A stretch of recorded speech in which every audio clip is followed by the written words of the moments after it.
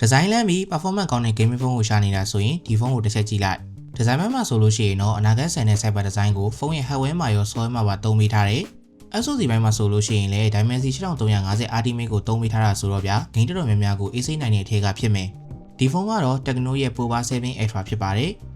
ကျွန်တော်တို့သိတဲ့အတိုင်းပဲ Power Series ဆိုတာကဗျာအရင်ကခိရှိပြတဲ့ပုံစံနဲ့ Cyber Design ကိုသုံးပေးထားတာဖြစ်တယ်။ဒီတစ်ခေါက် Power 7 Ultra မှာဆိုလို့ရှိရင်လည်းအနာဂတ်ဆန်တဲ့ Design language ကိုထိန်းသိမ်းထားပြီးတော့ပုံမိုက်တဲ့ပုံစံလေးဖြစ်အောင်လုပ်ပေးထားတယ်။ဒီဖုန်းရဲ့ကြောဘက်မှာဆိုလို့ရှိရင်တော့တက်ချောက်တွေကိုပုံဖော်ပေးထားပြီးတော့ transparent ပုံစံဖြစ်အောင်လုပ်ပေးထားလေးကမိုက်တယ်။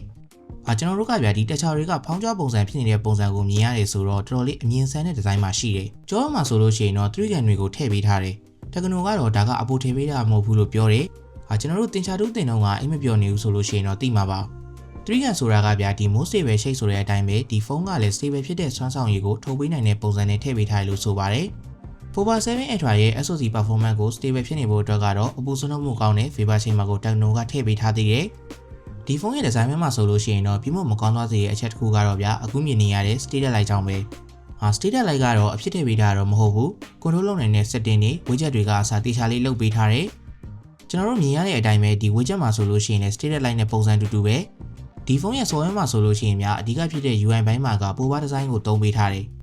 ဒီလိုဈေးတန်းဖုန်းတစ်လုံးအနေနဲ့ဆိုလို့ရှိရင်ဗျာဒီဖုန်းရဲ့ design နဲ့ကိုက်ညီတဲ့ UI ကိုလုပ်ပေးထားတာကတော့သုံးရတဲ့အပိုင်းမှာဆိုလို့ရှိရင် software နဲ့ hardware ကတသားတည်းဖြစ်နေတယ်ဆိုတော့ပိုကောင်းတဲ့ experience ကိုရတယ်ပေါ့ဗျာ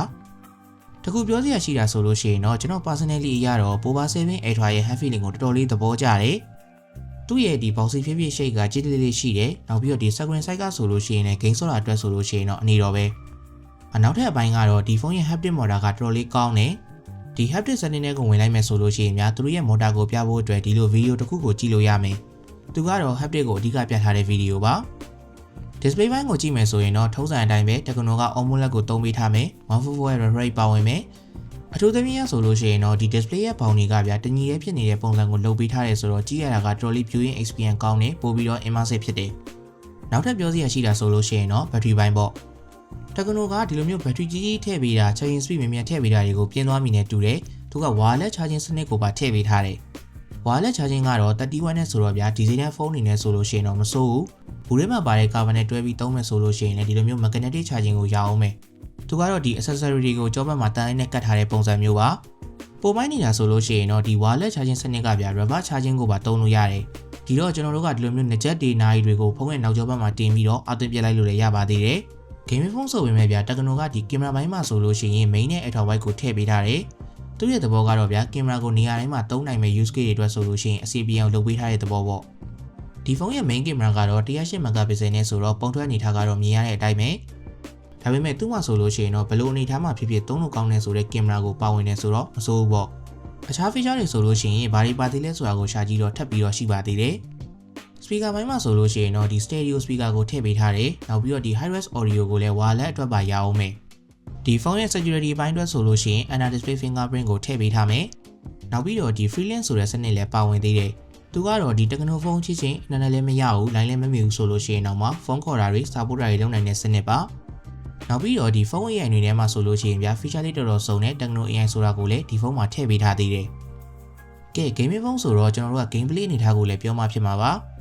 ကျွန်တော်တို့စမ်းကြည့်တာဆိုလို့ရှိရင်တော့ဒီ mobile legend မှာဆိုလို့ရှိရင်120 fps လောက်အထိကို stable ဖြစ်ဖြစ်ဆော့လို့ရမယ်။သူက gaming phone ဆိုတဲ့အတိုင်းပဲဗျာကျွန်တော်တို့က game ဆော့မယ်ဆိုလို့ရှိရင်ဖုန်းကိုကြာကြာကင်ပြီးဆော့ကြမှာ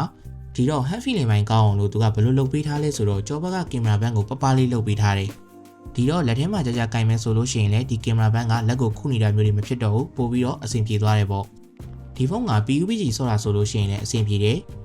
သူ့မှာဆိုလို့ရှိရင်ဒီ haptic motor ကကောင်းတာဆိုတော့ဗျာကျွန်တော်တို့ fire လို့ vibrate ဖြစ်တဲ့အချိန်မှာဆိုလို့ရှိရင်တော်တော်လေးမိုက်တယ်။ဒီဖုန်းကိုစမ်းပြီးကင်ကြည့်မယ်ဆိုလို့ရှိရင်ဒီတစ်ချက်ကိုစမ်းဖို့ကျွန်တော်အကြံပြုပါတယ်။ကဲပါ Power 7 Ultra အကြောင်းကတော့ပြောတာလဲစုံတော့ရှိနေပါပြီ။ဘယ်သူတွေအတွက်ညွှန်ရမလဲဆိုလို့ရှိရင်တော့အရန်လွယ်ပါတယ်။အပေါ်မှာပြောခဲ့တဲ့အတိုင်းပဲ design မိုက်ပြီးတော့ performance ကျန်တဲ့ gaming phone ကိုရှာနေတာဆိုရင်ဒီဖုန်းကရွေးသင့်တဲ့အထက်ကပါတယ်လို့ပြောရပါလိမ့်မယ်။